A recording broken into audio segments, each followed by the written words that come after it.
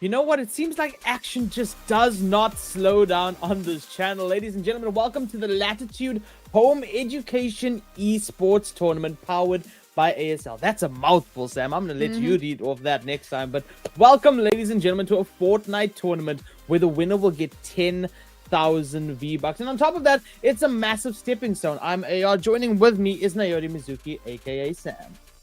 I'm really looking forward to this. Of course, it's a solos event, and we got to see a little bit of that at the ACGL a couple of weeks ago. It was very, very exciting, and we got to see how different of a beast it can actually be when compared to the trios. So looking forward to that one. And as you mentioned, this is schools Fortnite, so all these kids fighting it out, a massive first prize. Now, if you guys are wondering, well, what is Latitude Home Education? Well, they're an independent curriculum and assessment service provider for homeschool learners. So that's really cool if you want an alternative. They have a few different curriculums that you can go through. They've got like CAPS, Cambridge.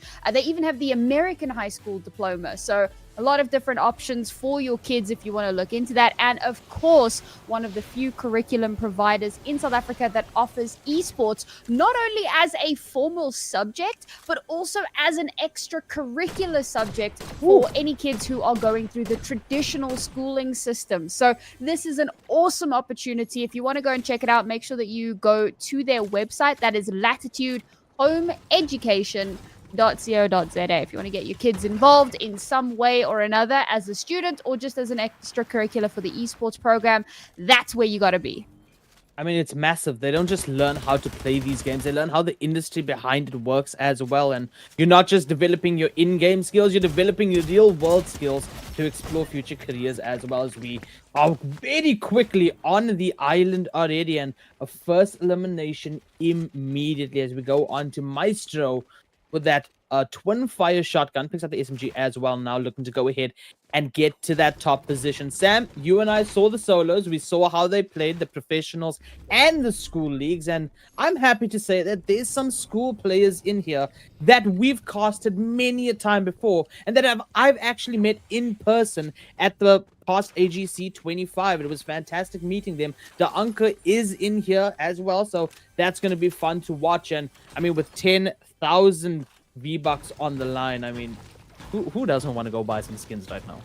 See, this is just AR rubbing in the fact that I didn't get to go to AGC. No, maybe. So you just wanted to like, yeah, I got to meet all of the players. No, but it's a really cool opportunity. Obviously, lots of opportunities for schools in South Africa, and it's amazing that it continues to grow. And as you said, really cool to see that some of our players from the AGC are going to be here, including one of our champions. I actually saw Cappy is in the lobby somewhere as well. So, and of course, CBK, they had 3 teams competing at ACGL.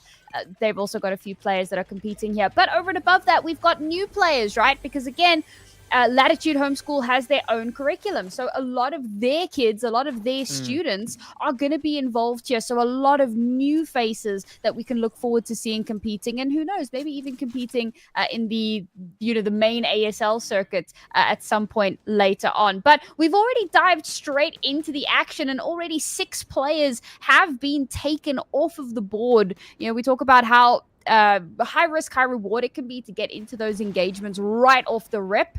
And of course, well, that does seem to have been the case. That whittles us down to just a few fewer players. And with so much map space, of course, that's going to lead to a bit of a slowdown. And I think AR, I think a lot of our viewers might be parents who are new to watching the Fortnite, because again, we haven't done a lot with Latitude in the past. So maybe we can talk a little bit about, some of the defining important factors of the game. No, absolutely. I mean, it's a battle royale after all, which means that the main thing you're going to have to do is looting your weapons, your shielding, your heals, and more so, the materials. How many times do we see it, Sam, that towards an endgame, as Kapi, a name that we've seen many a time before, gets that elimination over there. Many times before, we go ahead and spot out players in the endgame no materials to actually build some cover. That's one of the most important things. And often you will see these players go ahead and just hit some trees, hit some walls to get those materials and make sure that they have enough for that end game. On top of that, it just becomes a strategy game after that. How do you want to rotate? How do you want to safely get to that ever shrinking zone and get to safety to play out the next fights? And speaking of fights, B clicks over here with that Fury assault rifle trying to beam out the sky, cannot hit that final shot as the NPCs just watch Arden firing carelessly and just saying, hey, how you doing? Go get him, go find him, go get the kill. But yeah, so essentially these players are playing out for that end game that we know is always very hotly contested towards the end. And they are playing for that grand prize as well. So I'm excited to see how these guys go because we have the players that we know. We know how they play. I'll just say that flat out. We have some demons in this lobby. But we also have a lot of players that we don't know how they play. And I'm curious to see how the talent is sort of going to go ahead and bash heads over here. Sam, you can quote me on this. You can turn this into a slogan for ASL. I say it all the time. The mega stars in the making. And with an opportunity like this from Latitude Home Education, we're just getting more and more mega stars in that making. Yeah, absolutely. I mean, the opportunities continue to abound here. And for me, it's always really cool when I see all these kids competing because there's very few things that a high school kid can do without their parents' permission.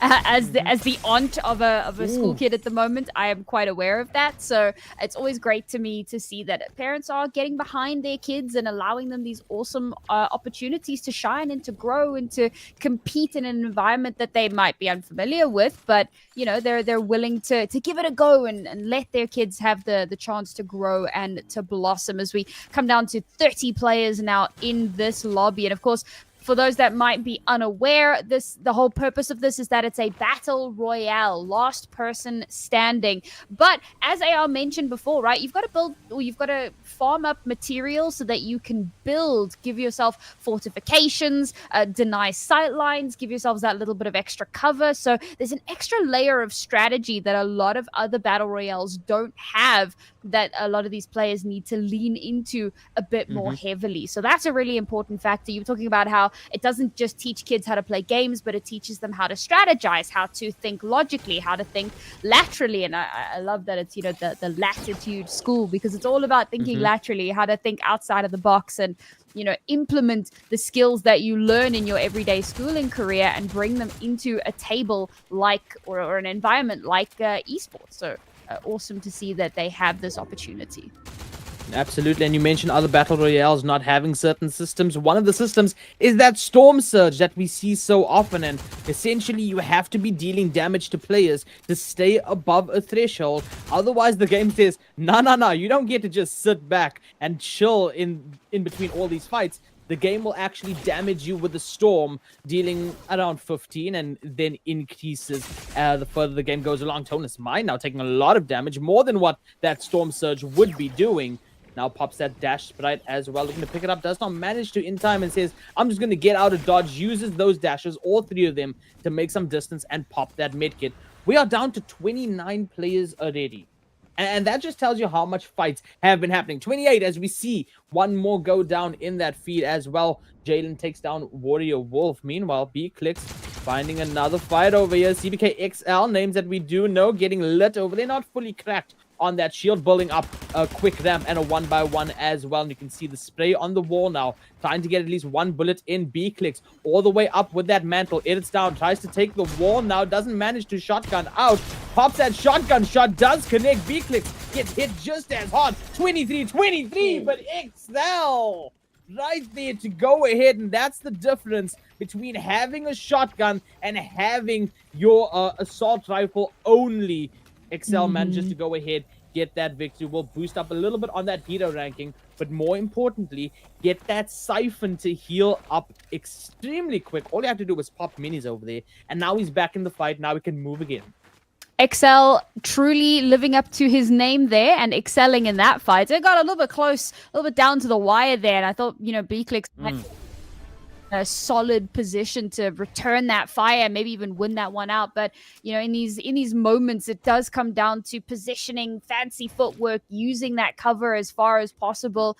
can be very difficult to get the upper hand. And well, of course, Excel being one of the CBK kids and someone that has quite a lot of experience. I do believe that Bclix is also one of our ASL players. I feel like I recognize that name, but the CBK squads are always kind of doing pretty well in the scoring. So, yeah, this is something that you expect from a kid like that. Now we're going to be hopping into, again, some of our more familiar names in Juno and I Love You Bean. It's a great name.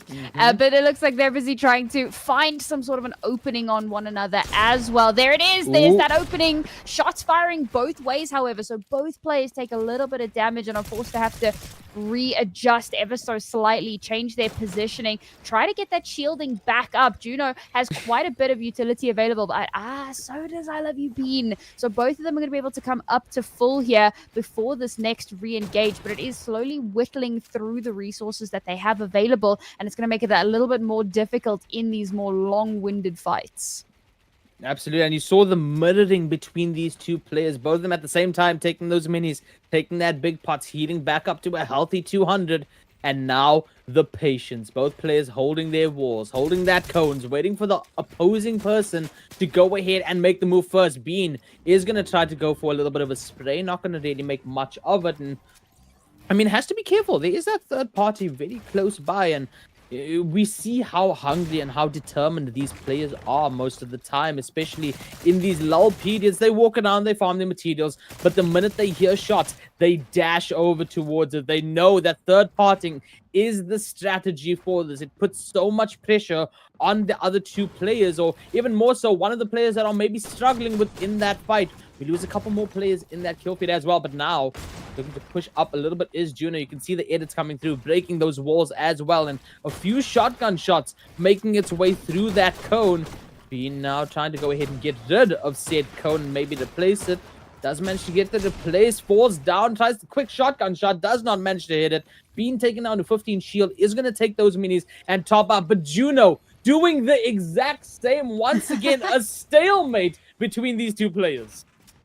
Gentleman's agreement. All right, give me a second. Give me a second, guys. Let me just get the shielding back up, and then we can go again. But the fact that both of them have survived so long, neither one's succumbing to the other again, it just shows the experience that they've managed to garner through so much time playing and competing with some of the best in the country. Oh, this is... Does he know? Did he... Oh, okay, okay. We were just doing a little bit of trying not to get spotted out, but did either of them spot each other? It doesn't seem like it. It looks like Wild Thing is going to be able to survive here and just chill a little bit longer. And there's another player making their way through here. Oh, getting a little bit close for comfort. This is good from Wild Thing. So this again factors in it. If there's any parents that are watching and maybe unfamiliar with how this particular part of it works, it's placing and it's kill points, right? So getting placement gets you a lot of points, but getting kills gets you points as well. And it's this delicate dance between, do we take these fights and try to get the KP or kill points, or do we try to just survive as long as possible to get good positioning later on in the lobby? And Wild Thing, well, he's opted for the latter and is going to opt to rotate off instead and make sure that he can survive into the late game. The longer you can survive, the more points you're able to obtain for yourself. Absolutely. Burping Pig gonna go ahead and heal up with that big pot as well. And Dorm number 4, only 25 players. We are used to seeing a lot more players still alive at this point in time. Yes, it is a smaller lobby, but even so, we do see a lot of players in this sort of lull period, this mid-game, and a lot of players around this mountaintop right now. You can see CBK Engi just down south of it near Fellow Thief as well. A couple players on the tippity tops of it, and some players to the east as well. Speaking of which, Kai, big damage taken, 28 HP left. Went for a beam with that Fury Assault Rifle, instead got beamed in return, and now some fancy footwork coming through, edits those builds, and manages to make his way under the stairs, pop those minis, and I mean, this is not a good loadout right here. Yes, you've got some of the best guns in the game, but all you have is weaponry over here. You don't have those heals. You don't have those medkits that you really need. And Yoda in the distance, you can see just pushing up slowly, or actually maybe pushing back slowly as well, I should say. And it looks like there is going to be a little bit of this lull period. Meanwhile, back on this mountain, however, There's just so much players here that you're almost hoping for the fight to start instantly. Like you're almost hoping that there's that one shot that triggers this entire domino effect on this mountaintop right now. But no, they're all playing so passively right now. They're all playing for that end game. You can even see farming materials, and there's the shots that we talk about, and it's from heaven as well. I mean, you're gonna have to box up real quick. No shielding here means that Burping Pig is gonna be in a bad spot. Oh man, yeah, the looting. And that's surprising given how few people are in this lobby overall. You'd think that there would have been a lot more time for looting. Maybe it's a bit of hubris, a little bit of overconfidence, but with so little to play with, I mean, even the builds aren't great. Burning through them as well. You can watch that number just ticking down as the walls have to keep going up, and now also burning through that last murder kit? Med kit is going to put him in a really tight spot, and it's sweaty boy Travis. And well, there's another Travis that plays in the Fortnite leagues, and if he's anything like that Travis, then this could be a very dangerous position for a lot of our other players here, opting for the rotate off. But look at this, over 100 builds kind of whittling through there, bit of shielding, some really good weaponry as well. Like, this is someone that's kitted themselves out very nicely for late game. Only thing missing is maybe a couple of med kits just to bolster that a little bit more. Absolutely. And Sam, we look at the loot pool that's in here right now, and we obviously did the solos at AGC together. Let's talk about the trios that you did as well. We obviously saw that board and the wings a lot more over there. Obviously, more players within that. How does this compare right now between that? Obviously, this is solos, that's trios, but even two, that's solos that we did. What are we picking up over here? What's the differences and the common aspects that we've seen between AGC and this right now? I mean, a lot of it comes down to that mobility, right? So not having that kind of raven form that gives you that invulnerability, so that can allow you to rotate faster, safer, get into positions that you might not have been able to previously, and also the fact that you can survive when we get to that point. It's still early days for the Storm, but it does allow you to survive through a lot of those late game storms as well. And we're not seeing that as much now. We're not seeing that confidence to rotate as before, because you can't do it by dodging basically any incoming damage. You can't just kind of quickly dart behind a bit of cover, 100 meters away or whatever the case is. You have to be a lot more careful about how you rotate, getting caught out in the open, getting caught unawares, and that's forcing these players to have to play a lot more hesitant, a lot more carefully, and think through every move in a way that they didn't really need to when that was available in competitive mode previously. We were actually talking about it beforehand, but it was literally like the next day when Fortnite came out and they said, well, actually, or Epic, they came and they said, well, you know what, we're removing it from competitive play because it can be a little bit cheesy. So it has heavily impacted the rotations that we're seeing, and perhaps it's also been part of the reason why there's been so many early kills. Players not used to having to be so careful about how they move around. No, absolutely. And we are sort of at that midpoint right now. It's about to go ahead and shift. The Storm, I should say, is about to go ahead and shift one more time. Junior not only popping that mist to go ahead and heal up a little bit, but I mean, it does such good cover as well. Literally a smoke grenade makes it so hard to see through that. You can see so much players as well in that new zone that's about to shift right now. Actually, I was about to say in a couple of seconds, but it started to shift already. Yoda just farming up a little bit more wood, sees the box in front, and has those kill switch revolvers. Of course, those guns, you can then slow-mo mid-air to get 100% accuracy. And on top of that, we've gotten to see some weird stuff with it as well, with a little bit of mobility. Players dropping from ultimate heights, popping that slow-mo at the right time, and then avoiding all fall damage. And it's just one of those things that we talk about strategy. That's the strategy that we see for these players in these school leagues. And Yoda looking to go ahead and do it with those revolvers as well. You can see pulling it out, spotting in the distance. But the trigger discipline right there, not to give away position, not to waste ammunition, and not to get any shots fired upon themselves for those builds as well. Because we are moving slowly but surely into that end game.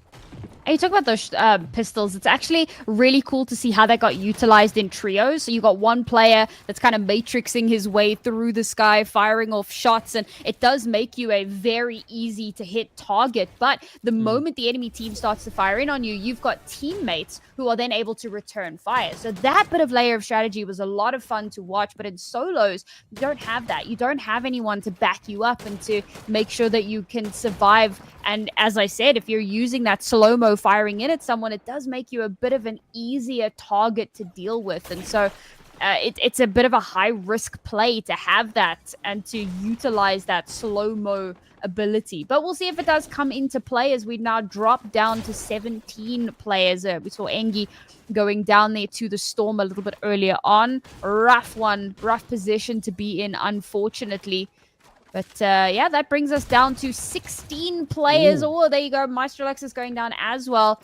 Only 15 remain. In Storm number 7, things did slow down quite a bit in that mid game. But now as the Storm continues to close in and as that damage starts to ramp up, people are forced to have to rotate. It does put you in a very, very tight position. Ooh, spotting out Cappy there. And again, as mentioned, one of our champions from the AGC trying desperately to survive that little bit longer.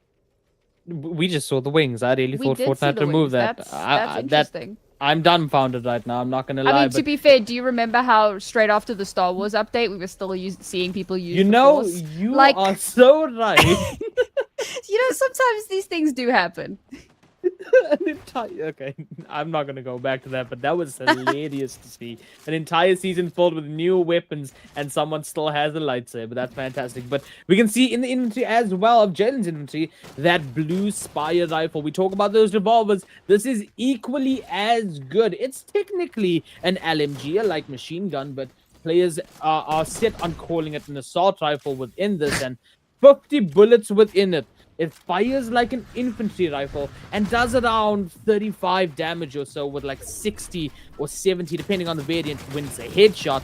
And you can see Kylo right here has the Mythic. On top of that, has an exotic shotgun as well. Only one use on that mist form. Has a couple of minis as well. But the thing that's really concerning me right now is the build. Only 48 left to the name. Sitting comfortably at 2 kills in our first game here for today. And I mean, right now, just looking in a good spot, except for that Bulls. Burping Pig right now. Just playing it passive, but being passive is not really going to work, especially when the player knows that you're in the box, forced to go ahead and move from that dashes, and now building up around this rock. Unfortunately, that rock breaks, cannot farm it for extra materials, but we'll see exactly how that lives. Sam, we are at 11 players left in Storm number 8.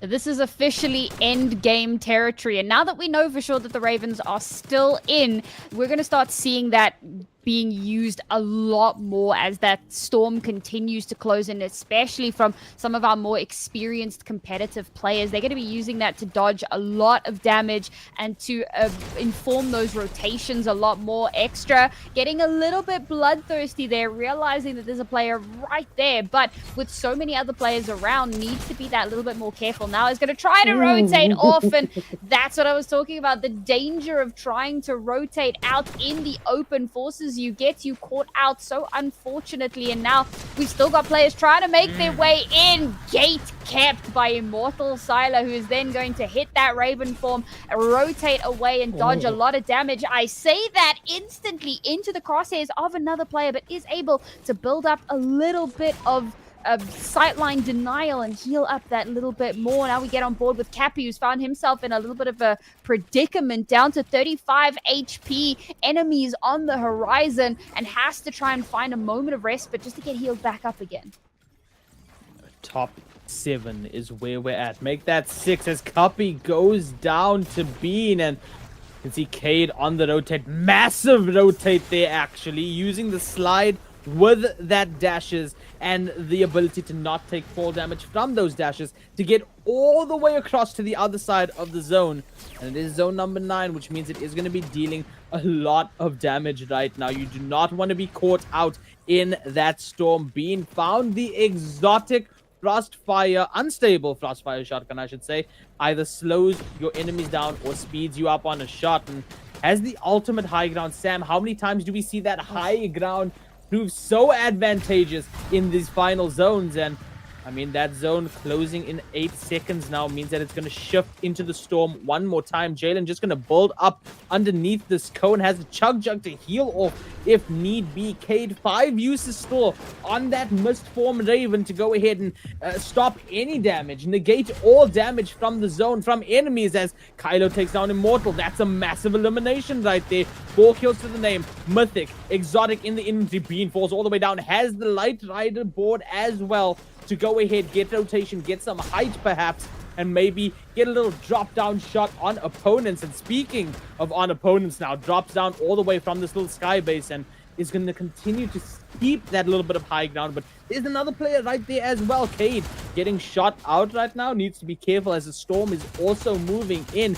Juno just looking to beam everyone around, spinning around and just firing these shots, and now breaks Kylo's wall, and Kylo's out in the open. Wall goes back up for Juno, needs to air it out, has the mist form in the back pocket right now, looking to go ahead and use a Jalen.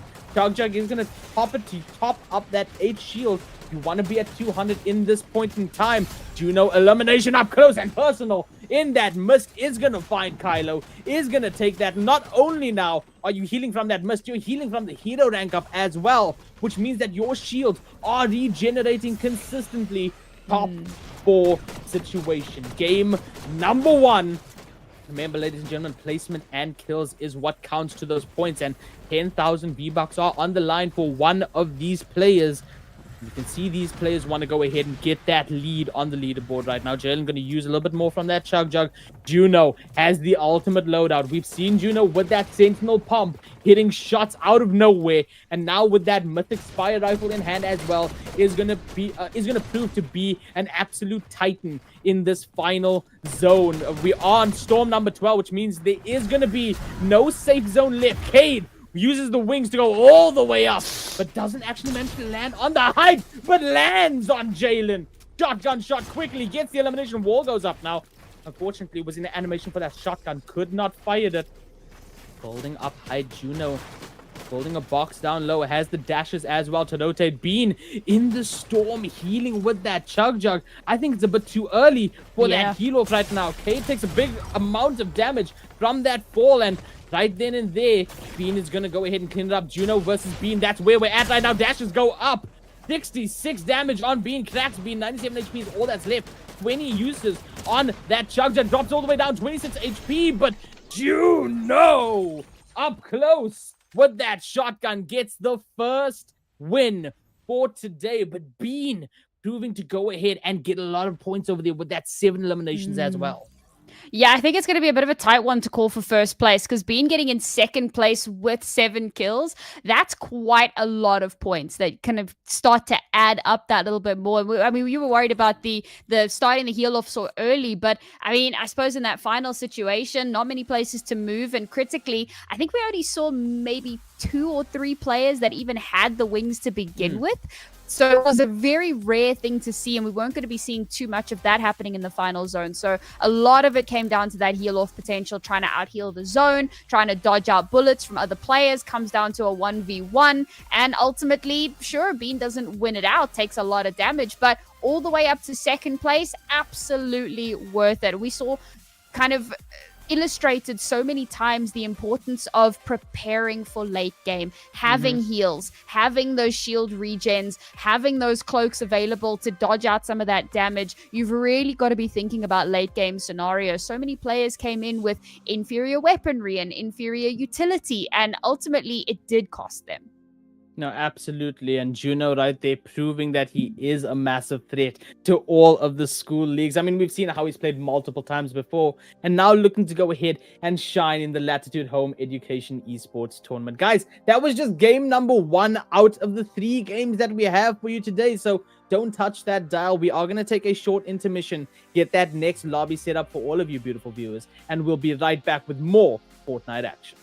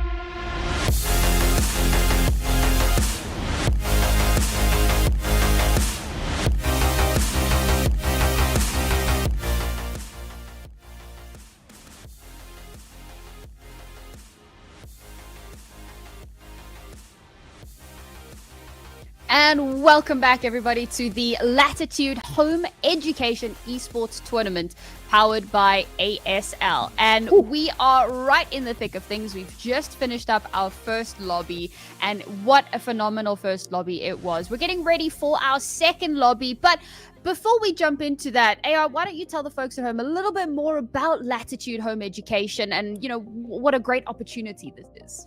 I mean, of course, it's an independent curriculum and assessment service provider for homeschool learners. And honestly, one of the few curriculum providers in South Africa that offers esports as a formal subject for learners in CAPS, Cambridge, American high school diploma, etc. And I mean, it's such a massive step for learners, for students as a whole. And did you know that there is actually an entire full esports curriculum right now at Latitude Home Education, including cybersecurity, game design, media production, and so much more as well. It's absolutely insane because, Stan, these players, they don't just learn how the game works, they learn to develop actual skills, real world skills that'll boost them in the future with future opportunities, and it allows them to explore future careers as well. And I mean, it's just something that a lot of people wish that they had. And if you wish your school had opportunities like this,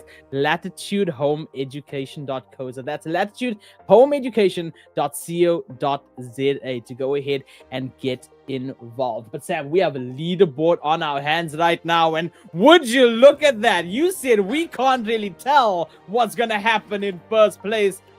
Yes, the leaderboard says otherwise. We're going to put them both at first place. Juno, our victor of that first game, Bean, the highest kills in that first game, both now sitting at 68 points. Sylar at 55 in third. Kylo and Kate tying that as well. So many numbers tied over here. It's absolutely insane to witness. And we still have 2 more games to get through. Yeah, and I mean, we spoke about how important kills can be and how much of a difference it can make with points. So the fact that Juno only had 4 kills and so is tied for second place with Bean, who got 7 kills but only came second in the lobby.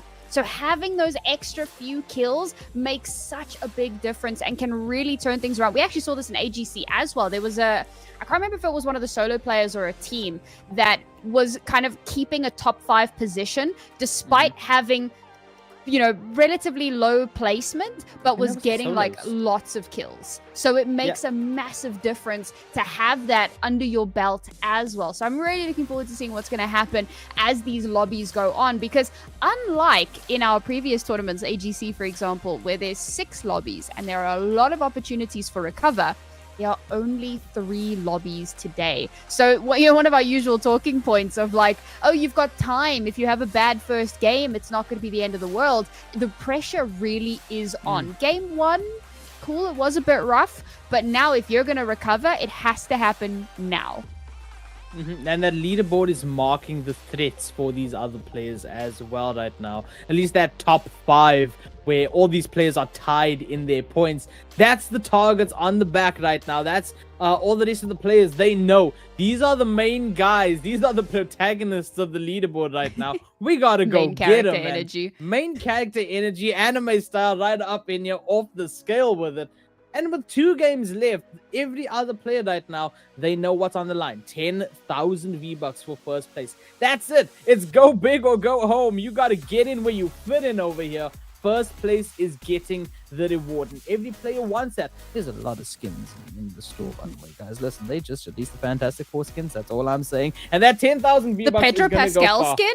The Pedro Pascal skin. It's all in Fortnite, and that's what these players are going for right now. And not to mention being that future megastars in the making. We say it all the time, and it's expanding more and more. And I'm just so proud to be in, what's the word that you use, Sam? The grassroots of esports.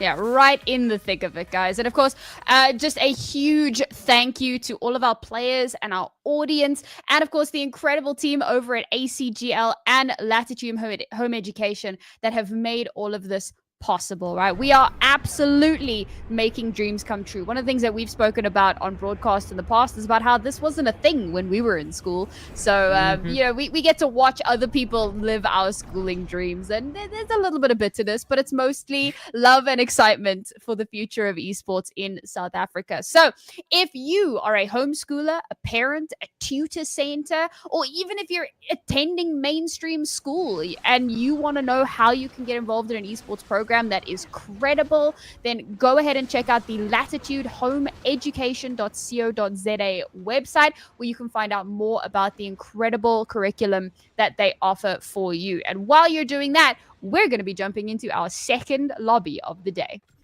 And we tune in with a couple of players going to that first order base. You know, Star Wars season is done and dusted, but still such a hot POI. Dark King, low already jumps over the counter. No burger deliveries over here. Just a shotgun to the face, and unfortunately runs out of materials. And no, the customer's always right over here as Liam goes ahead and gets that elimination. One of the first few ones in this lobby, a bigger lobby than what we've had for our first game. Bean as well getting the first elimination for themselves in that kill feed. And this is how you want to start out a game like this. Like you said, there's no mistakes, there's no time, there's only one other game after this.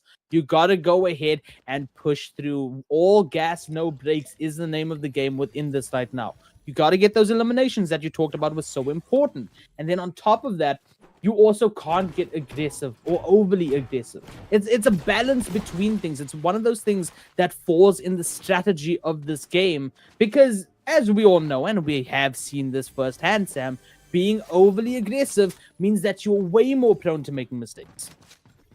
Absolutely. I mean, I think that just kind of plays itself off in the fact that we've already lost 8 players, and this lobby has barely even begun. We're still in that like really, really early zone. It's still another minute until the storm starts to close in again. And there we've lost another player, right? So again, this also speaks to the balance that I was talking about a little bit earlier on, about how you need to be preparing for late game. And we spoke about how a lot of players looked like they hadn't really prepared well enough. They weren't looking as robust as what we had seen in some of our previous games, AGC, etc. So I think that now the teams are trying really hard to balance that out and make sure that they're getting the items that they need. The problem is that it's, again, getting that little bit too aggressive and finding yourself in a fight that you don't want to be in. And here's a perfect example of that. XL finding himself under heavy fire already very, very early on in this one. Matthew out for blood, but perhaps... Okay, no, this is just a reposition. I wondered if maybe he was going to try to rotate off, but no, it looks like he wants to go for this.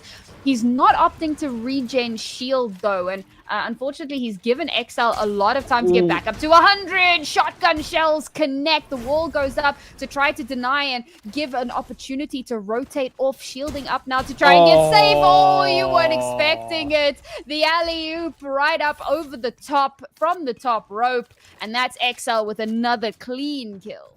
I mean, we saw the bubble shield go down for a little bit of cover. Just was not expecting the mantle up that side. And that is going to result in them waiting for the final game of the day. 39 players left, and it's only Storm number 1. That is wild. And it shows the talent and the skill of these players, of the school's division, that we go ahead and talk about so much. And we talk about AGC so much because that's what the school leagues led up to through term 1 and term 2. It was the biggest LAN of the year for these school kids as well. And for many of them, for some of them, I should say, their first LAN experience. A lot of them got to experience it last year as well. And it was such a big moment for them. And they showed up. They turned up for this year's as well. And with the future looking this hot, you know that next year's LAN is going to be absolutely massive. A few more eliminations in that kill feed as well. And some slow pushes out here on the far eastern side of the map. Almost off into the water, I should say. And this is where you got to be thinking now. Do I rotate early? Do I get a nice little flank? Or do I stick for this fight? Cade looking to go ahead and maybe stick for this fight. But it could be demise. The fall damage comes through just a little bit. Jalen as well in that kill feed takes. Oh, it gets an elimination. 22 HP is Zar. Now building up, editing quickly, looking for maybe a quick shotgun shot, but no. Cade right there to go ahead and clean it up. And now even has that chug jug, one of the best heals in the game right now, to go ahead and use for that end game. The Spire has spawned in. That gives the best loot in the game. The island is just about to spawn as well, and we are down to 36 players. Well, I think this lobby might be going even faster than the previous one, but things will absolutely slow down as that storm continues to push in and force players to have to rotate that a little bit more. And we spoke about prepping for late game, so ODG Firelight here actually in a fairly decent position. Would want to maybe get a couple more builds under the belt if possible, but there's a lot of recovery items there. There's some decent weaponry available, so if he does make it into the late game, he's at least got a decent little bit to work with. So we're going to jump on over to Jaguar over here. And, oh, here's old sweaty boy Travis that we spoke about a bit earlier on. Did manage to get out of danger in that one, but did go down maybe a little bit earlier than what he would have wanted and has been spotted out here. So Jaguar going to fire down a few pot shots here. Maybe see if he can flush him out, slowly working his way down the mountain. Getting to see if he can spot out, find an opening. There's so many builds just for the rotational ability, but you want to give yourself a really good angle, and of course you can farm that back up if you so need to later on, but first you have to survive this as well. And now the flank comes through, the crowd spamming on the spray. Jaguar is gonna go ahead and walk out of that one victorious, and that drops our player count down by one more time. And still so much time left on this second zone right now, and it feels like we've seen more action than we have in that end game of last game. Dampy, 4 guns in the inventory, up close and personal to another player, is going to go ahead and back up his full HP, but only 24 builds right now means that this fight is going to be tough against Xander. Knows that, goes for the strategic retreat right now, and is going to go ahead and push towards Crime City, push towards Zone. There is that Spire over there to go ahead and damage, kill the NPCs, get some loot, get some ammo. But when Xander is this close, you don't want to be going ahead and creating noise, giving away your position. No, you just want to go ahead and get to the safe zone. Speaking of the safe zone, a lot of players right now inside of it, and a lot of players actually going for the Battles Place Parlays right now. Gonna go ahead and take height. Actually met Place as well over at AGC, an absolute demon of a player. I'm just saying, Sam, I'm just saying.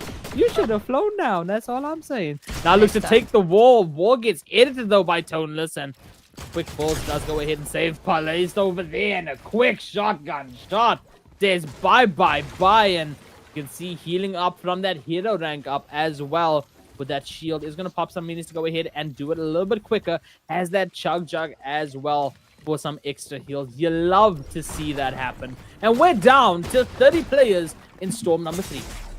Oh, and we're on board here with Yoda, who's in a fight with Kaizen, and Kaizen was a crowd favorite at the AGC. Didn't manage to get the phenomenal results that I think everybody was hoping for. They were really cheering him on, but now in this solos tournament, it looks like he's doing a little bit better off, at least in the second lobby. I don't think we saw him in the top rankings when we had our scoreboard earlier on, but we said if there's a time for you to start turning things around, it's going to have to be this lobby. So looking like that could be the case here. Place, I was saying we might see a few more of those Ravens come through here, and yes, does have that on board. So looking to see if we can keep as much of that as possible for the late game. Again, you've always got to be doing that very delicate balancing act between what can we do now, early game, and what do we need to hold on to ensure that we're going to be in a good position later on. So Place doing the dance, doing a little bit of risk analysis, and is managing to rotate off and survive just that little bit longer. Down to only 28 players remaining now. Oh, Place, as I say that, very quickly caught into a bit of a fight at the moment. So doing a lot of builds just to try to survive. And in fact, it's going to pop that cloak to get the hell out of dodge.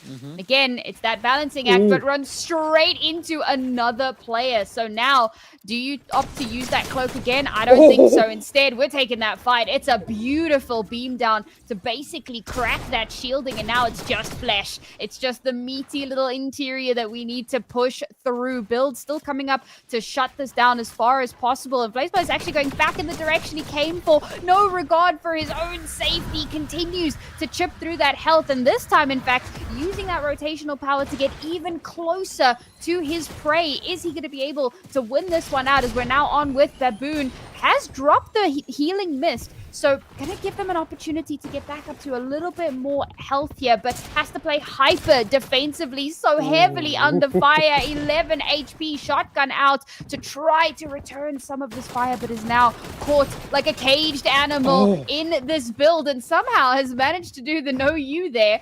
Find a tiny hidey hole. No way. Surely not. Surely this is not how it happens. No way. We've seen this so often. We've crowned so many hide and seek champions in ASL. Is Baboon gonna go ahead and be another one? Has the heals to top up, but don't move. Their vision is based on movement, ladies and gentlemen. And manages to stay alive as Place Parlays now on the rotate through. That's incredible to actually witness. I can't believe we see that so often. It shouldn't work as often as we see it, but it genuinely does, Copy. Right now, no way.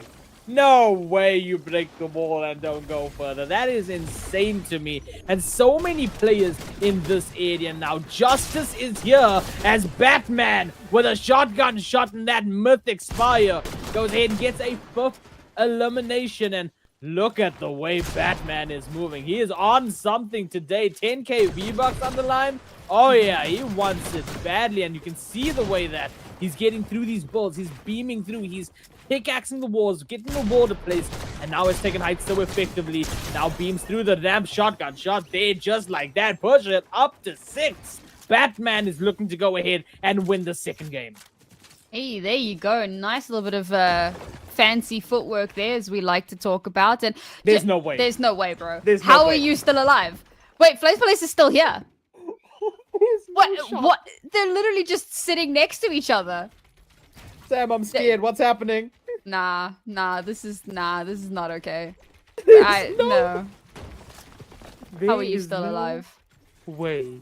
There is no way. He's out. Well, I guess Baboon left. Guess I'll leave too. Oh, it's a fake. It's a bait. Nah, he's leaving. Okay, well, fair enough. No. I refuse. I refuse to believe, the rat chat. strats are strong with that one. Baboon? No. Rat. I refuse to believe that just happened again. The amount of times Sam and I have seen this happen, it's unreal. Okay, you know, if it works, it works. I'm gonna try that out the next time I play. Watch how I die immediately. Yeah, no, now... you ain't surviving. Move over to Gemini. The bush strat is active as well. Spots out Zonex in the distance, has that blue spy rifle and that green sentinel pump to go ahead and deal some good damage. Copy. A much better loadout than that. Purple Spire, green shotgun, has the wings as well. But Justice and Vengeance is right above Copy right now. Looking to go ahead and push those kills up. Batman showed up in the second lobby and has been showing up consistently throughout this game as the storm's been shrinking. I've been seeing that kill feed pop up a couple of times with Batman. Didn't realize he went for that mythic. And that's going to prove vital for this end game. Waiting for Cuppy down low, moves away. Was that some game time over there? Like, he turned away. It looked like Cuppy was about to come through that door. I'm just gonna say that. Yeah, it could be a whole timing thing, but Batman is on the move. Seems to have spotted out where Gemini is here, sitting casually on 6 kills already, trying to make up for a bit of lost time. Maybe he wasn't even in that first lobby because I don't remember seeing him. So, as said, right, making up for that lost time now, trying to build up as many points as possible. There aren't a lot of opportunities to get yourself back into a winning position. So, if it's given to you, you've got to take it. This is a W key Warlord if I have seen one. Look at these builds. Getting up into a tower position here. Hasn't taken any damage. Spots out Gemini, but there are a lot of players here who now have vision. The problem with building a tower is that not only do you have line of sight, but everyone has line of sight on you, and you have to kind of duck and dive a little bit. I'm amazed that that shot even hits. I couldn't even see someone. I think that's I'm a shoot in that direction because I'm pretty sure that's where the shots are coming from. And actually manages to get a little bit of damage done. The suppressive fire goes hard, but now his position is well known by just about everyone. Sam, did you just notice that? This is what we're talking about when we talk about the megastars in the making. The knowledge to go ahead, get beamed like that, get cracked on the shield.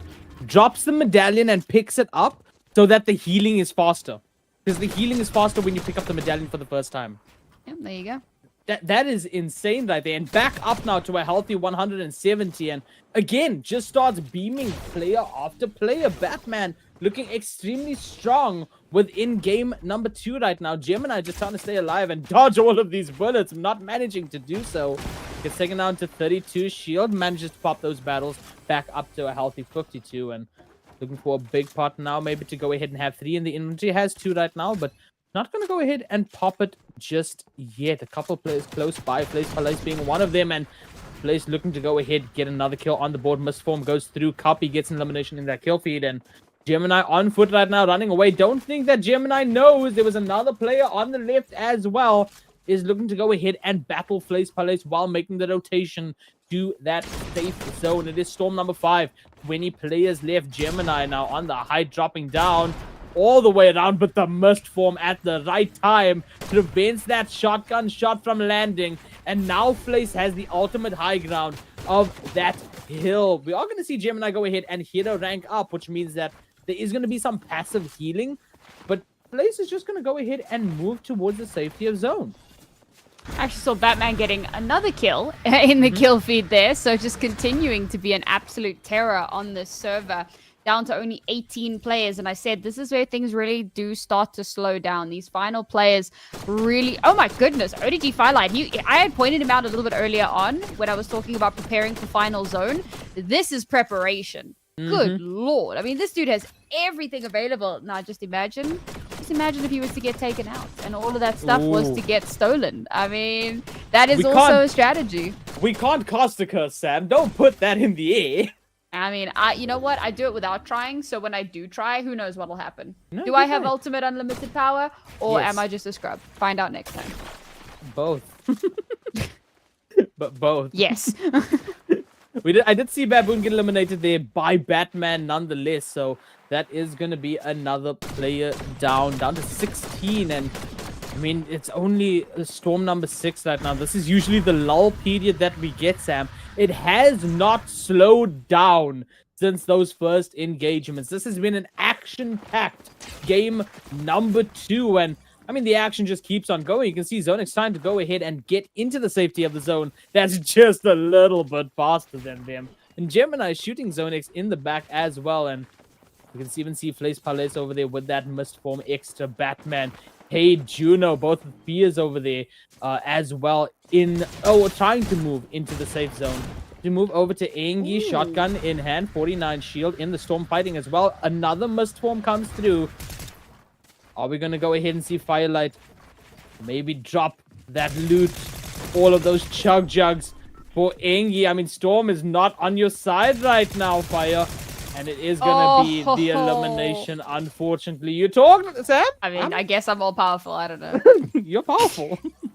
These things do happen sometimes, I guess. I did also see in the kill feed, Place Palace went down to, you guessed it, Batman. So he's just continuing to be an absolute demon. 9 kills, bro. And obviously picked up the cloak. Oh, another shot out of the sky. That brings him up to double digits. All right, this is the absolute demon of this lobby. This could be our overall winner. We'll find out a little bit later. And remember, guys, yes, it's 10,000 V-Bucks prize pool, but it's winner take all. Second place, who cares? Unfortunately, you walk away with absolutely nothing. And I think Batman is feeling that in his soul right now. He really wants those V-Bucks.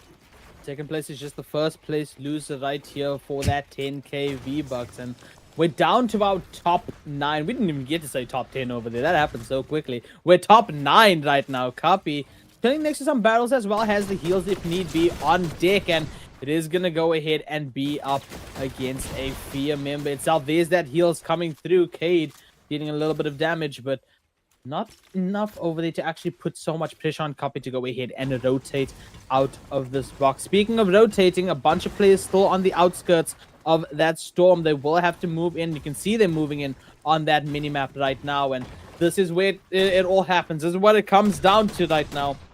This is where you get in, where you fit in. Zani caught out in the storm.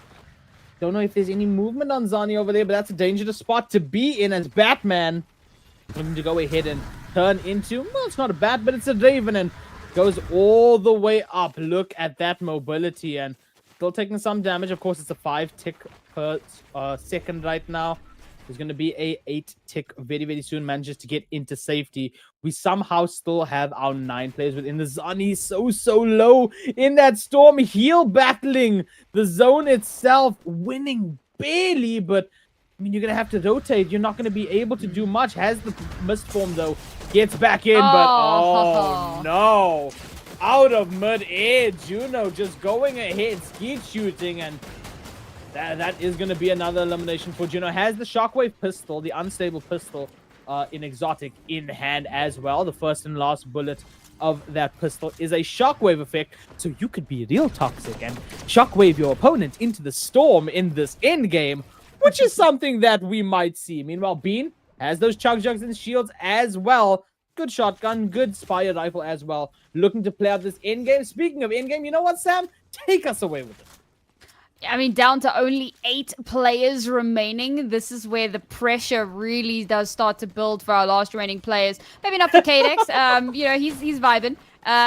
Quite literally just having a grand old time for himself. But now we're going to start rotating across as the next zone has revealed itself. So now he's looking to get himself into a really solid position here. Maybe even build up that little bit of high ground. Kaizen as well has some similar thinking. Engi, oh, I like this. So after getting an elimination for himself, has gone for a little bit of a rotation here through cover. So has that little bit more to potentially play with to give a bit more safety and security in these final moments, but is going to have to reveal himself relatively shortly. Now, Kaizen does get caught out, and he's out in the storm as well. So, gonna have to try and rotate again. Batman hitting some fierce shots, but somehow Kaizen managing to survive is going to be aware now that this is where Batman is. The shots continue to get fired in. Batman doing a really good job of avoiding so much of that damage. Yeah, surely will have spotted Juno now, who's taken up that high ground position. Shots raining down from up above. No ways. He's pushing straight in onto Juno. He's trying to take this fight, but instantly walls will come through to try to get... What? 165! That's outrageous. My shotgun does not do that. No ways. Oh my god. Damn, he was trying to use the pistol to shockwave Batman off. Batman knew that, took the fight to him. That's insane.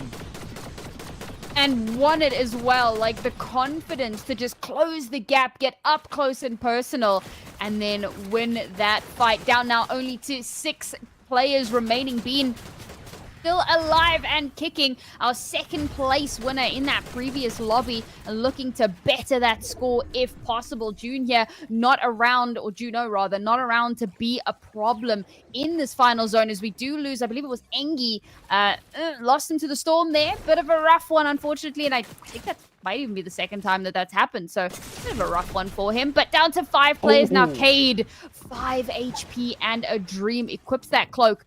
Looking to potentially rotate, but no, realizing it's a dangerous scenario. It's a dangerous time to try and do that. Manages to get up to 15 HP, but is forced out of that hidey hole. Will he be allowed to heal? No. Batman up on that high ground, knows your every move, knows where you are, and is trying to shut that down. Meanwhile, Cappy just around the corner, but Bean does get taken down in the kill feed as well. So Batman goes up to 12 and continues to be a problem. This high ground, you said it earlier, we've said it countless times, having this advantage can be such a game changer. But now again, we've got another player looking to take the fight to the enemy. Batman not willing to be outdone, flies into a cone, gets caught up in the sky. Ooh, manages to avoid all of that damage, however, but has been knocked off of his perch, so will not have that available to him, and is going to have to claw his way back into a better position. Cade gets caught on a rotation, so Cappy now goes up to only 2 kills here, so even a win might not be enough to get into a high positioning. But we're down to our final 3. Kaizen has fully taken advantage of this high ground. Can he use that to secure the win? Ooh, drops all the way down now as well. Batman looking a little bit unhealthy. 45 HP, that is it. Jug in the inventory, but it doesn't... Do you have the time to actually go ahead and pop that? Especially with Kaizen up top. Managing to pop it up just a little bit. Of course, having that medallion helps out a lot, and You can see the mist forms coming through. Batman gets taken down in third place. We have our top two. Kaizen falling all the way down. Copy now. Looking to drop down and take that medallion immediately. Going to start healing up to 50 shield. And that's going to be so beneficial for these final few moments. Of course, storm number 12 means that there is no safe zone. Kaizen and Copy both know this. You can see them topping up. Trying to be efficient about this healing. The cones go down to block the mist form from taking height. But Copy now. Gonna farm up a little bit more materials over here. You can see moving with that edge of zone and just trying to stay alive for as long. Keep that height for as long as possible. Kaizen looking to maybe go ahead and chop all of those builds down. That would be absolutely massive. Copy though, dropping down, knows that's going to happen. Mistform comes through from Kaizen. A little bit of confusion. Another Mistform comes through from Copy all the way up now. And is actually going to go ahead and stay in the safety and keep that height advantage. Kaizen, you can see, taking damage in that storm. He's going to be dealing 10 damage a second. And Kaizen, unfortunately, falls to the storm. It is going to be Copy with some 360s falling down in celebration. Only 2 kills to the name, but still gets the second game's victory royale. Oh, and our kills there for Batman ended on 12. So a great performance from him. But I loved watching that final one, right? Kaizen and Cappy are 2 of our top performing schools players in the ASL, like the regular circuits. So to see the 2 of them in that final zone, dancing around each other, using those mist forms and showing exactly what it means to be 2 of the top players, showing that experience and how much they've learned over all the time that they've spent competing. Really, really impressive stuff. And it came down to the wire. I mean, just watching the space denial with all of those cones to stop the mist form from gathering that high ground. Like, it's these little things, these micro adjustments and quick calls and quick thinking that really does make a massive difference. And that's what it's all about. So congratulations there. Well-deserved win for Cappy, but I'm very curious to see what that's going to do to our leaderboard. I mean, we talk about the leaderboard, we have to talk about Batman over there. Finishing in third, 12 eliminations. That's going to boost him up all the way to the top. At least that top 3 positioning. And I mean, that now stays in its own right. What's going to happen in our third match, in our final game for the day? Because Batman turned up and showed up in that game. What's that going to mean for the last one? If he's top 3 and he does that again, we have our winner of the 10,000 V-Bucks. Done and dusted. Finished. Full stop. Just like that. So what's going to happen in that third game now that we have Vengeance in the lobby? Only time will tell. We'll take a quick intermission while we set up that final game. Sam and I will be here discussing what's going to happen. And when we come back, we'll see that leaderboard as well. So don't touch that dial. We will be right back.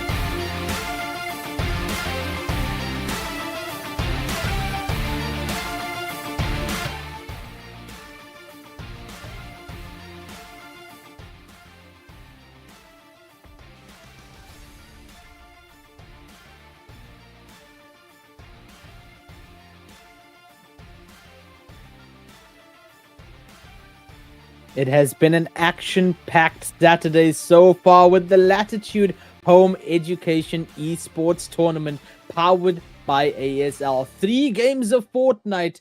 We've already gotten down to 1 left. And Sam, that last game, an absolute banger. We saw a new contender into game number 2 and absolutely wreck shop. And I'm curious to see how that leaderboard is actually going to look in a couple of seconds. Yeah, I mean, with all of those kills, I think there's a very good chance that Batman has shot straight up and, Where maybe not. Maybe not. Okay, so we've still got Bean up in first place. I say still. Bean has moved up to first place from second position. Juno, of course, dropping down to second, but Cappy hot on their heels in third place, actually tied with Cade at the moment with 110 points. So, you know, we're getting closer and closer to the finish line. 1 lobby left, but it's still very much anyone's game. It feels like anything can change at any moment. Like nothing has been confirmed in any way, shape, or form.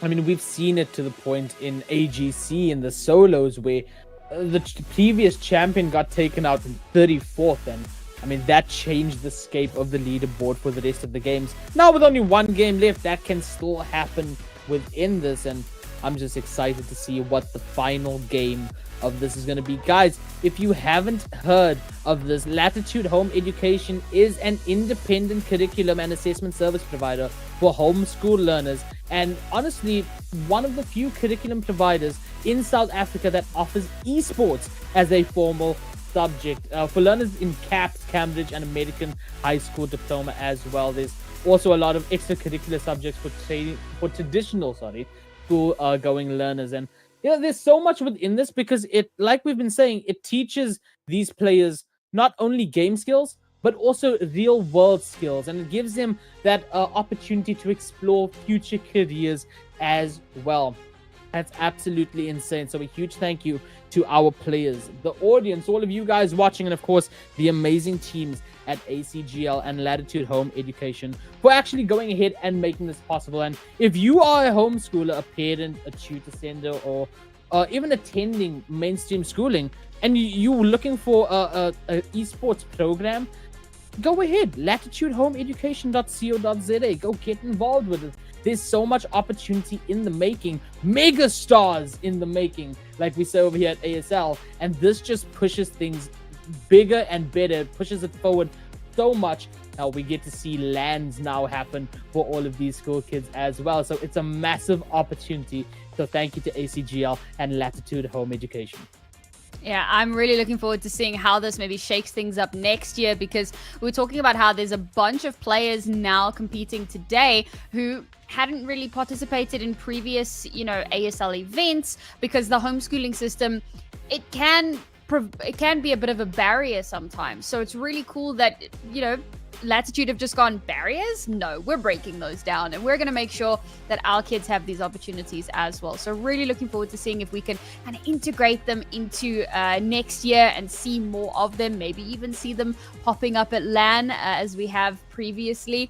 There's a lot of great stuff. And I think the thing that we spoke about quite a bit over the weekend of AGC is the fact that these players get to play with and against some of the top players in the country. The experience that they're able to get from that is honestly massive. It makes a huge difference. So I'm really looking forward to seeing how much more we can foster the growth and the development of our, school players, and hopefully give them more opportunities in the future. But for now, map number 3, our final lobby of the day, everything on the line, and we kick things off with 3 kills right off the rip. That is insane right there. This is the game that makes it or breaks it. Like we said, anything can happen. The top players could go out early and give opportunity for everyone else on that leaderboard. And this is where you have to make it or break it right now. Extra getting elimination on Harley Quinn, that kill feed. Kylo, as we tune in. Quick shotgun shots over on Chubby. Gets the elimination down by Demon's Domain. And, I mean, this has been the play for the longest time. Land over in Demon's Domain. Get the medallion, get the mythic, and then just beam everyone else in the lobby. It's the most powerful gun in the game as well. So why not go for it? Meanwhile, DMR in Kylo's hands is absolutely insane. Usually a gun that I would say don't bother picking up, but Kylo, you go and pick that up, buddy. Now getting shot at from the right as well is going to be taken down to 2 HP. And just like that, Batman, once again, vengeance in the lobby, going ahead and getting the first elimination for himself. And now Demon's domain is Batman's domain. Yeah, I mean, it's kind of rough for Kylo because we're starting to build a little bit of traction there. But this is what we talk about so often, the third party waiting for a player to, win a fight, but be in a vulnerable position because chances are you're not coming out of a fight unscathed. And while you are weak and easily dealt with, you can pounce onto those enemy players and nab yourself kills that maybe you wouldn't have been able to previously. Now we're seeing Minty go down to Cappy. Minty, of course, one of our more familiar players, and Cappy, of course, one of the champions of the AGC from the LAN. Going head-to-head, but very, very early on. So it is rough for Minty. Back to the server. We'll see you in the next one, because reminder that this is our very last lobby of the day. 10 players have already been sent back to the lobby. Make that 11 as our final 36 fight for those last few points, for that little bit of positioning to stay alive a little bit longer. Oh, Maestro, big damage taken upon them as by Jaguar. That is going to be a quick elimination. Chug now picked up, only 70 left on it, but, still doable, or still usable, I should say, but not right now. Not when you're getting shot at, not when that wall is about to be destroyed in front of you by Gemini, and Jaguar knows this, is going to back all the way up to this north side of the map, and now pops that Chug safely. It's only going to give that 70 shield, but it is going to go ahead and put you in a much better position to take this fight, to take this battle. There are a couple of other players in the vicinity as well, so you will have to be careful of that. Is the true Moses floating over there? I'm just gonna ask that. Is that actually the true Moses? Oh my god, ladies and gentlemen. I don't think he floated, I'll be honest. He did a lot of cool shit, but I don't think that he floated. I mean, I could be wrong. I wasn't there. I'm sure there might have been some floating that I just wasn't aware of. But to my knowledge, parting seas, talking to fiery bushes, not so much floating. Gemini and Jaguars now finally engaging in a battle. A lot of builds on this roof, but not a lot of builds left in Jaguars' inventory. Only 10 builds left. Gemini starting to get low as well, but speaking of low, takes Jaguar's HP all the way down. Gemini also in a precarious position right now. Backs all the way back up to that wall. Has those minis to pop up. And now looking to go back into the fight. Midmist is popped up top. And Jaguar's, the only thing that's going to be useful for you is getting that HP up right now. Gemini not opting to go ahead and take another mini. Now manages to do so as the roof does get broken one more time. And Jaguar doing a fantastic job of slowing that heal down. Eventually, it does go through, and Gemini making sure all those weapons are deloaded. Jaguar, only one bull to the name. Nothing else but that shotgun and that Spire rifle in the inventory.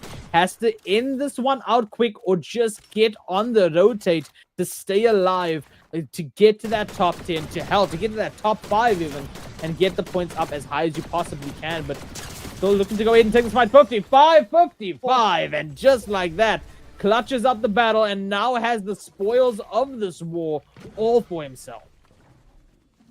Love to see that, right? There's the sheer amount of damage that comes through, the confidence to know that you can push things and back your own plays and be able to get those long range shots connecting in the perfect way. Ooh. Just amazing stuff here. And again, we're going to see a similar scenario here as Dart King.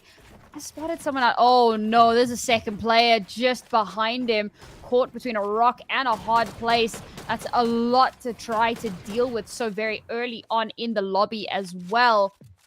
Get caught unawares here. Now there is one player. Oh, okay, they're firing at each other, but they know that you're there. And again, this is where that dance comes into play. You can try and take the opportunity here to go for a rotation, maybe get the hell out of dodge while they're firing at each other, while they're that little bit distracted. But if they turn around and look at you, you could find yourself in a whole mess of trouble. So this is going to be a very, delicate procedure to try to extract yourself from.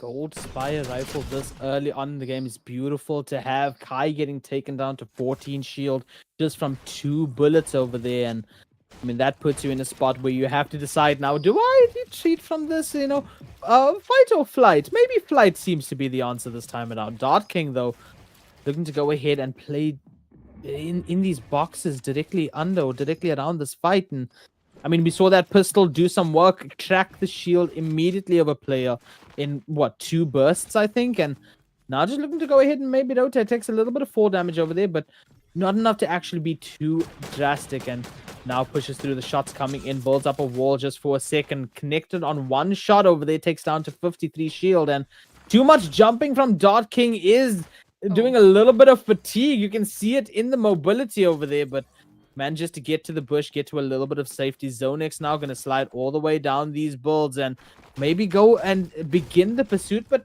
not before going ahead and getting a few more materials. Of course, the mats are so important in this. I think the craziest thing about that was Dark King only had 1 build left, and then I don't know if you saw, he built it a bit wonky, so it didn't actually give him cover, and yet somehow was still able to survive and to get out of danger. So you know what? Props to you, I suppose, but we'll see if that lasts much longer, because as mentioned, could turn into a bit of a chase down. Now we're on board again with XL, who had some shining moments in our previous lobbies, but was kind of cut a little bit short as things went on. If we can maybe better that performance a little bit more. Oh my goodness. They didn't... Okay, there we go. All good. We're just going to fight some NPCs here. Oh no, that is we've been not spotted. An NPC. That was not an NPC. Caught out by Mr. Fishy, and well, now this is his domain. Where did he come from? I saw him gliding away. Didn't realize he made the little U-turn to come all the way back, and now building up, looking to get the mythic from this. Of course, the DMR, but even more so, that medallion is really what you want. Every time you sprint, jump, you go ahead and turn invisible, and I mean, that's really useful for that end game, especially when there's so much builds that you're sprint jumping from one build to another. You're going to want to have that in the end game. We move over to Engi in this bush near Matthew, and a decent inventory over here. The pistols are very underrated, but it can go ahead and deal a ton of damage so quickly.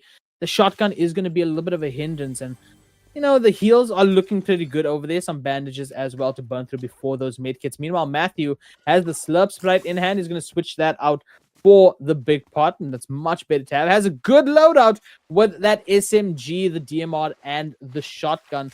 Has it for all ranges over there. That SMG is going to have some fall-off damage a little bit downrange when you are spraying, but let's see exactly what happens with that as we move over to Copy in a 1v1 right now. Already 3 kills in this lobby, and of course, with that previous victory royale sitting pretty good in the scoreboard. Not quite first place, however. So if you can close the gap here in this lobby, firing up onto the player above him. Oh no, that must have been a misstep, something. But he just falls to his doom. Not the full damage to do it, but Cappy will gladly take that extra kill, the extra bit of KP. And well, if I can draw your attention to the left side of your screen, we have lost 20 players already in this lobby, and we are only in the 3rd storm. Things are certainly heating up here in our final lobby of the day. Teams, or rather players, feeling that pressure, wanting to try and get as many kill points as they possibly can to close those gaps, but many of them unfortunately coming off second best. We are seeing so many one pumps happen in this lobbies. I mean, first with Batman in the previous game, and now Copy goes ahead and says to Oompa Loompa, Dumpity Day, you're just another kill to my name. And then just cleans up like that. Speaking of Batman, he's here on the island and looking to go ahead and rack those kills up. Shotgun shots hit, and Mr. Fishy goes back swimming in the lobby. 4 already to Batman's name. Has that mythic, clear game plan, and now drops all the way down for this loot, and even has that rift right next to him to go ahead and redeploy, reposition, and honestly, baboons on that mountain nearby. That might be the next location.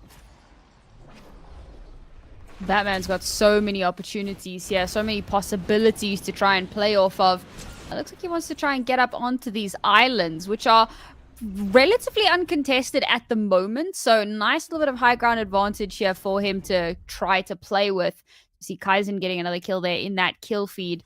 So going to be feeling pretty good about that one. We'll jump on board here with Juno, who was knocked out of first position down to second and is, of course, going to be trying to reclaim that title in a fight now with Jaguar, looking to get his first KP of this lobby and already a chunk of damage done, but unable to get that follow-up straight away. A little bit of fancy footwork there, and that's going to allow a momentary reprieve, but Jaguar not enough time to kind of get back any sort of health or shielding, and constantly has to be on the move. Happy feet galore, trying to just escape now, but Juno keeps that pressure up, keeps pushing, keeps firing in those shots, whittling away the last little bit of health that Jaguar has to his name. Now Juno, ooh, denied getting up onto that high ground. That's got to smart a little bit, but knows that he still has the advantage. However, with being dropped so far down, surely now Jaguar should be able to heal back up, and yes, he will be able to, so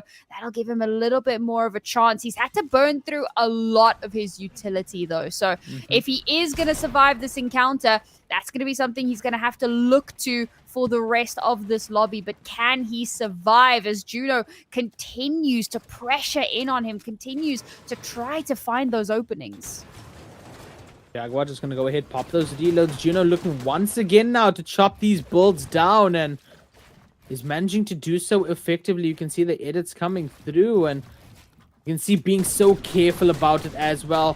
Only a couple more builds holding it up, but ooh, Jaguar's falling all the way down right now. Juno has the height advantage, and I mean, it feels like Juno could have ended this one out a lot quicker than what it is right now. 97, 33, and the dashes are down, but Juno gets the dashes as well over there, and now uses it to the advantage. Shoots the feed through the builds and now gets that kill, but there's another player up close and personal right now, and you can see the dashes coming through. Oh my god, it's trying Batman. to rotate all the way, and it's Batman, it's vengeance, it's justice, it's the demon himself of the lobby, spraying through these builds with that mythic, looking to get another kill to the name, push it up to 5. Juno though with those dashes just tap strafing everywhere, and Batman's on the hunt though. Batman has both medallions, and Batman is hungry for blood right now.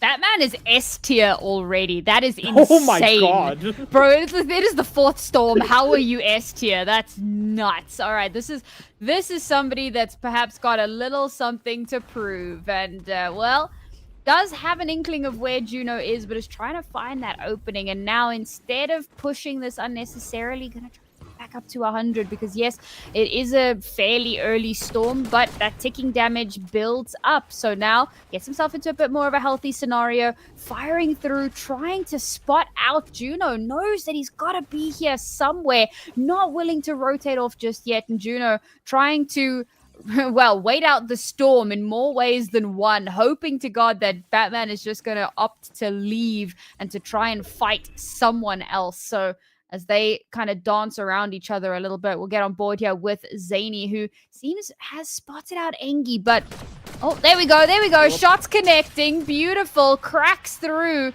but Engie with some builds up in the way to deny those shots, has taken so much damage, trying to build back up to some semblance of HP, and now looking to escape, and should just be able to do so. Jug looking to be popped, but only 20 uses on that means that you're not going to get the healing that you desire from that whatsoever. Need to find some heals. Batman in an altercation, 22 shield left, and you can see how quick these builds go up. It's still a battle with Juno. That Jug is going to go ahead and be popped, and Batman is going to be at a healthy 200 again. No, a healthy 180 over there. You can see now just dashing through, and this is why the invisible jumps is so powerful. You can go ahead and peek around those corners without ever being spotted. Yes, there is the audio still, but I mean, if you don't have a visual on your opponent, especially in the storm when it's so hard to see, you can't land a shot on your opponent. And now Batman looking to be a little bit more aggressive, beams through the bullets. Juno somehow still alive. Edits through, gets behind all these metal walls, these brick ramps, and again, editing out one more time. Honestly, Juno needs to get out of the storm as quickly as possible, but doesn't want to back away from this fight. No. That's not what heroes do. And of course, this is a hero season. Hence that S ranks, that A ranks. And when you're going up against Batman, though, maybe you should run. You do have that mist form to get out of dodge. Batman's still hunting, but looks like maybe gonna opt to move towards zone, perhaps. Look at the movement that Batman does, by the way. The slide canceling that he does is superb. Just managing to clear so much distance in such a short amount of time. It's absolutely fantastic to watch as we move back over to Cade, also in a little 1v1. I think that the scary part is that Batman can reposition and then he can just play gatekeeper. So he could still invariably end up with that kill. But we'll check in on that a little bit later on as we've lost 30 of our players in this lobby, down to only 17 remaining, as Cade now also a little bit of a dance at the moment. And who's leading the dance? Well, it looks like Cade is backing the hell away, so perhaps not the leader of this one. Oh, and it is a fight with Bean as well. And Bean, of course, our current leader on the board, looking to get those 10k V-Bucks, looking to make this a bit of a statement in lobby number 3, our final lobby of the day. Already 2 KP to his name. Trying to get these shots in onto Cade, but Cade is wily. Cade is doing a really good job of surviving here and denying sightlines as far as possible, reading into the movements of Bean as well, popping up walls in just the right places to deny space as far as possible. Bean over the top, the shots do connect, but not in a superbly meaningful way. So Cade now, after taking a little bit of damage, is going to opt to try and back away. Holy, those long-range shots. And now Bean goes into the mist form, tries to push this, taking a little bit too long, allowing Cade to heal up. Doesn't matter. The shotgun connects. And that is yet one more kill as we go down to only 15 remaining. You know, part of me was hoping that they were just chasing each other around that rock for like 5 minutes, play the Benny Hill theme song, but no, goes the other way, hits that shotgun shot, and that is going to take us down to 15. Meanwhile, Sweaty Boy Travis, Snowy Heels to the name, Purple Fury, Green Sentinel, and Green DMR, and looking low on this fight right now. Sam, take us away for this battle. Oh, we've got to see where the battle takes us, because currently a bit more quiet. Ready Boy Travis has found himself in a little bit of danger here. Dart King to the right, another player to the left, someone up in the sky behind him. Oh, it's B-Clicks. B-Clicks had a bit of a solid performance earlier, but couldn't quite get the positioning that he wanted. Oh, Sweaty Boy Travis getting caught out a little bit here, forced to have to change trajectory as Batman gets that kill onto Zany in the kill feed. So finally he'll add to that. Oh my god, B-Click's editing the wall, trying to get the shot, but looks in the wrong direction. Dark King gets a very chunky shot onto him, but B-Click's pulled out the chug jug and then went, you know what, no, I'll dip into your healing mist. Thanks so much for that. Now we can pull that out, get some shielding back up because there wasn't much left in that, unfortunately. So at 120 now, not ideal by any measure, but certainly a workable scenario. Dart King now trying to just play quiet, play safe, trying not to get caught out, but that position is going to get telegraphed over very quickly. And Travis, unfortunately, yikes, 2 builds, no healing available. B-Clicks goes down. Travis is still very nearby, however, so Dart King needs to be aware of a potential third party, and it's Batman. Batman pushing in, has spotted out Bean, and is going for the W key to end all W keys, but it's Blaze Police who steals the kill, but Batman can steal the loot. Beautiful positioning here. That's going to get him a little bit more robust into those next couple of fights. That is certainly a yoink of all time. But look at how well kitted out Blaze Police is. This is someone who is ready for that final zone. No, absolutely. Purple guns in the inventory, the chug jug until if we get into that heal off, and I mean looking good as well is Juno. Only 5 uses on that mist form though. Spots out where Immortal is, I do believe, for a second, but gonna have to build up very quickly to protect from Blaze. I want to point out that the true Moses was just hiding in a bush over there. Finally goes down to Batman, who clears that bush. We never know, maybe. The bush eventually did split its path over there, and Batman was the one to find where True Moses was, get the elimination. We're down to 9. This is it. The final opportunity to make it or break it, to get in where you fit in. 10,000 V-Bucks. Winner takes all. Who's gonna walk away with it? We so far have a good lead on the leaderboard of, what's it, I think 11 points, if I'm not mistaken, with 121 on Bean. Bean did get eliminated, which means that it could be anyone's game right now. Dart King!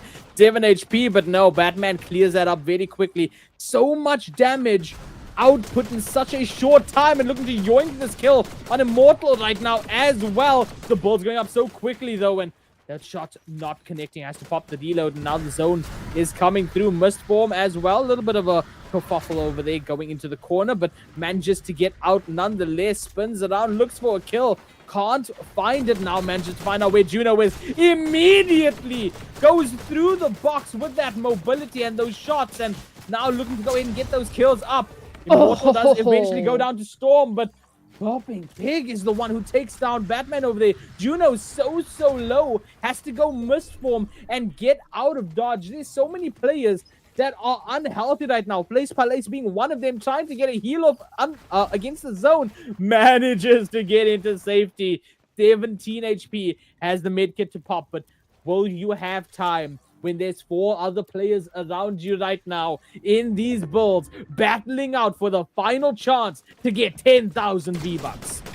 Oh, caught on the rotation there. Flaceballet's trying to get some damage done, but you've got to realize you're not in the position to be taking fights right now. Down to only 50 HP. So little remaining. Oh, there it is. I was going to start talking about healing up, but not going to be allowed. Juno up on this high ground. Shots connecting beautifully for him.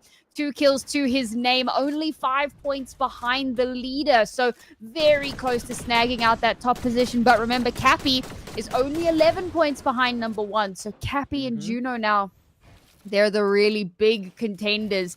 As far as we can see, according to the leaderboard, I believe there was a bit of a glitch with Batman's score. So that is also a point of possible contention that we have to just kind of be aware of as things progress. Down to our last 4 players remaining. Kaizen now trying to use that high ground. We know how impactful it can be, but drops down to the lower ground. Juno is the one with a bit of space to work with here up above, but not really spotting anything out. Unaware that Kaizen is so close by. None of these last players really knowing where each other are, but then the rotations start. Then we spot things out from the sky. Shots to start being connected. Juno position very much telegraphed by the rest of the players. Kaizen pushes in, gets himself another kill. We're down to only 3 as Cappy pulls out the wings, repositions, moves into the zone, so has that little bit of relative safety to work with. But Kaizen hot on their tails. Juno now on the lower ground. Kaizen's going to pop right on top of him, try to find that opening, but still cannot find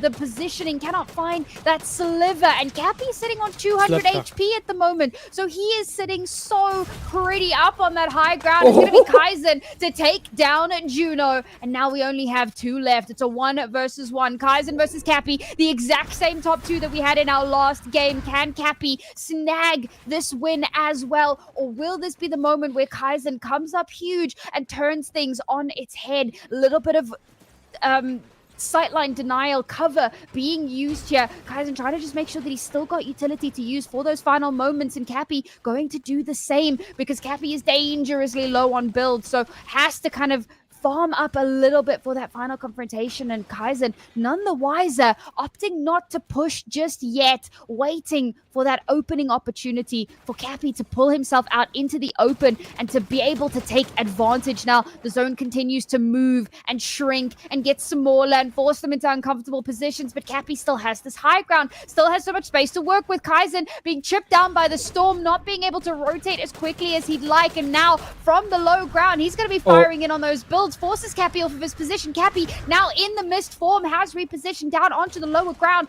Shots firing through, sidelines again denied. Kaizen has to go for a little bit of heal here, shielding to come through, down to 15 HP, and Cappy with a huge advantage once again. It's Cappy with back-to-back victory royales, 5 kills to his name. Holy, what a final zone. I want to point out something there as well. Kaizen stood on top of the slurp truck so that when it was broken for the other player, he got healed as well. And then he yoinked the kill on top of that. That's beautiful to watch. This is cinema right here. ASL, of course, being the proud power-up for Latitude Home Education. And I mean, what we got to witness so far, Sam, we can confidently say it one more time. Quote me, whether write it as a slogan, mega stars in the making. That's it. Finish. We know that's happening now. Esports is about to change forever when the youth of today becomes the pros of tomorrow. And I mean, I'm just glad to be here next to you, Sam, watching all of this go down. This is Latitude Home Education Esports Tournament, guys. We dropped into Fortnite, but we dropped into the future of education as well. An independent curriculum and assessment service provider for homeschool learners, and one of the few curriculum providers in South Africa offering esports as a formal subject. Sam, we talk all the time about how we wish we had esports when we were in school. Now all of these guys get to, go through with it, and it's for learners in CAPS, Cambridge, and American high school diplomas as well. And there's also extracurricular subjects for traditional school-going learners as well. Learners, they don't just play, they don't just get their skills worked up for games, they go ahead and learn that real-world skills as well, explore future careers, etc., etc. And of course, a huge thank you to all of the players over here, to all of you guys watching, all the parents supporting, all the viewers cheering on their friends, and of course, the amazing teams at ACGL and Latitude Home Education for making opportunities like this possible, for bringing up the future of esports for all of us to witness. And if you're part of a school, if you're a homeschooler, a parent, a tutor center, or even attending a mainstream school, you can go ahead to latitudehomeeducation.co.za to go ahead and find an esports program that's credible. But Sam, the leaderboard is in front of us. Yes, it is. And so it's a bit of a weird one, guys, because there were a couple of technical issues with some of our players in terms of the website. So the scores are still going to be reviewed. So there is a possibility that there will be some changes here. Very tough to call, but Cappy, I mean, after 2 back-to-back victory royales, some decent kills overall, unsurprising to see that he took up that first place position. I do want to give a bit of a shout out to Bean, because Bean ended up with 13 kills overall, which is probably our second highest. Of course, we are just waiting for the stats on Batman. Again, one of those technical issues that we have to deal with. But that is a ton of kills over those 3 lobbies, and bringing up in 3rd position off the back of that. Unfortunately, some of those placements were denied, but well done to Cappy. Honestly, I said it before, he was one of our champions of ASL over at the AGC LAN. I actually believe it was his team that took first place. So for him to come through here as a solo player and continue to show that dominance, continue to show that he is one of the best and is looking to be one of those mega stars. And what's really cool, what I love about Cappy and quite a few of our other schools kids is that they also compete in the open circuit, and a lot of them don't just compete with their school team, but they've actually teamed up with some of our quote-unquote pros, local pros, to form even more powerful teams, and it gives them so much experience. They learn so much from it, and Cappy, a perfect example of that, coming through today with an outstanding performance, and presumably he should be walking away with those 10,000 V-Bucks. But you know what? Congratulations to everyone that competed, because even if you didn't win anything, you showed up, you gave it your all, you didn't quit when things got tough, and that is what esports is all about. Absolutely, and I can't wait to see these players down the line. Come another LAN, come more of ASL, more opportunities, more tournaments.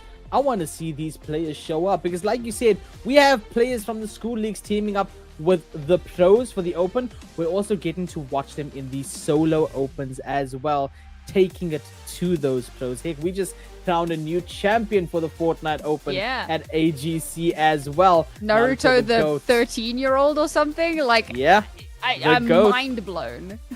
The GOAT has his crown on his head. The new champion will be defending that title come around next AGC as well. So that just boosts it up for all of these players as well. There's so much to compete for in the Fortnite scene, for ZA, for the Schools League, and for the Open as well. And I just can't wait to see where this takes us. But Sam, that is all the Fortnite action that we have for today. An absolute pleasure casting alongside you as always. Thank you to Broadcast for making it all possible, Latitude as well, and ACGL for giving opportunities like this, and all of you guys who support these players, whether you're a parent, a fan, or a friend. We appreciate you guys as well. Guys, that is all the time we have. Thank you so much for being here. We'll be live with more Fortnite action down the line. So hit that follow button, turn on that bell icon so you know what's happening, and go check out all the sites, Latitude, homeeducation.co.za, and acgl.gg as well for all of these tournaments. But we will see you around for the next tournament.